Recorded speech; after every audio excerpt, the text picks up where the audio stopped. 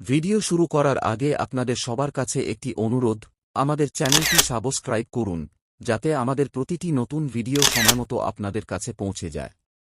ভিডিওটি ভালো লাগলে লাইক ও শেয়ার করতে ভুলবেন না। ডজ পীযূষ সরকার একজন পরিচিত ভারতীয় ডজ এবং সাউন্ড সিস্টেম আর্টিস্ট, যিনি বহু বছর ধরে ডজ ইন্ডাস্ট্রির সঙ্গে যুক্ত রয়েছেন।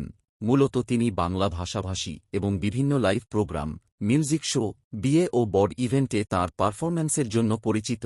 ফেসবুক ও ইউটিউবের মতো সোশ্যাল মিডিয়া প্ল্যাটফর্মে তাঁর ডজ সেটআপ, সাউন্ড টেস্টিং এবং লাইভ শোয়ের ভিডিও লক্ষ লক্ষ মানুষ দেখেছে। হঠাৎ করেই সাম্প্রতিক সময়ে সোশ্যাল মিডিয়ায় একটি খবর দ্রুত ছড়িয়ে পড়ে যে ডজ পীযূষ সরকার মারা গেছেন। কিছু পোস্টে দাবি করা হয় তিনি নাকি কোনো আকস্মিক দুর্ঘটনা বা শারীরিক অসুস্থতার কারণে প্রাণ হারিয়েছেন। এই খবর ছড়িয়ে পড়ার সঙ্গে সঙ্গেই তাঁর ভক্তদের মধ্যে আতঙ্ক, দুশ্চিন্তা এবং নীরবতা নেমে আসে। অনেকেই কমেন্টে শোক প্রকাশ করতে শুরু করেন এবং কোনো যাচাই ছাড়াই এই খবর শেয়ার করতে থাকেন। কিন্তু যখন এই মৃত্যুর খবরের সত্যতা যাচাই করা হয় তখন একটি গুরুত্বপূর্ণ বিষয় সামনে আসে। কোনো বড় নিউজ চ্যানেল, বিশ্বাসযোগ্য সংবাদপত্র বা সরকারি সূত্র থেকে ডজ পীযূষ সরকারের মৃত্যুর বিষয়ে কোনো নিশ্চিত খবর প্রকাশ করা হয়নি।